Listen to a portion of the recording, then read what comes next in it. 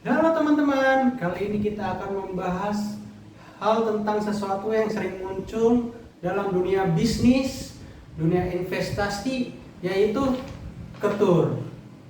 Apa itu ketur? Ketur itu konfirmasi tertulis rapat umum pemegang saham. Terdengar ribet ya? Kita akan kupas secara gampang dan mudah dimengerti. Ayo, mari kita lihat.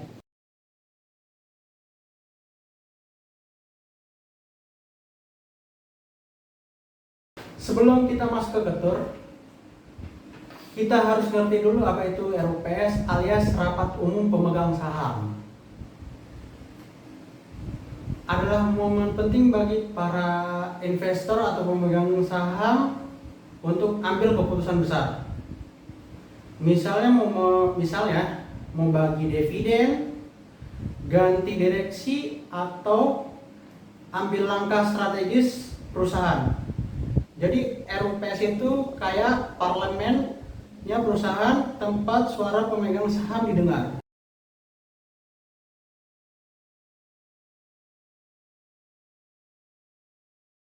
Ketur adalah singkatan dari konfirmasi tertulis untuk rapat umum pemegang saham. Sederhananya ini adalah dokumen resmi yang menunjukkan kalau kita benar-benar pemegang saham dan berhak ikut rapat. Jadi nggak bisa sembarangan orang masuk RUPS. Ketur ini kayak tiket masuk, tapi bukan sembarang tiket, melainkan bukti legal.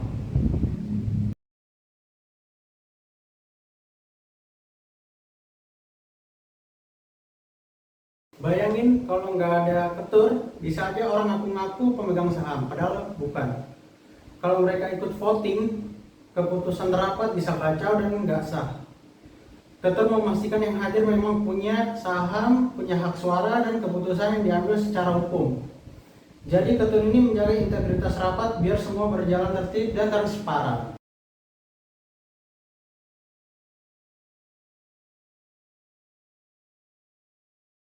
Terus gimana cara dapat ketur?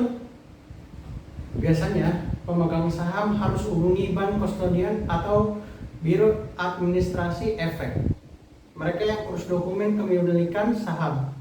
Kita isi formulir, ikutin prosedur, dan nantinya dapat konfirmasi tertulis. Nah, dokumen itulah yang dibawa pas RUPS. Jadi prosesnya resmi dan ada jalurnya. Nggak ribet, asal kita tahu caranya.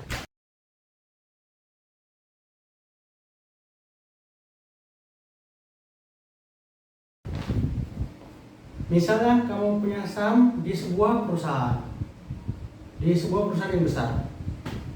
Perusahaan itu mau adain RUPS buat mutusin pembagian dividen, kamu pengen ikutan voting. Nah, sebelum masuk ruangan rapat, kamu harus menunjukkan ketur. Kalau nggak ada ini, ya nggak bisa ikut ambil keputusan. Jadi ketur ini benar-benar jadi pintu masuk buat pemegang saham.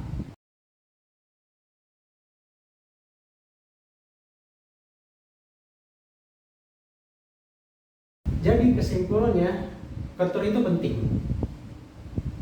banget buat jaga keabsahan RUPS. Tanpa ketur, rapat bisa berantakan dan keputusan nggak bisa sah dengan ketur.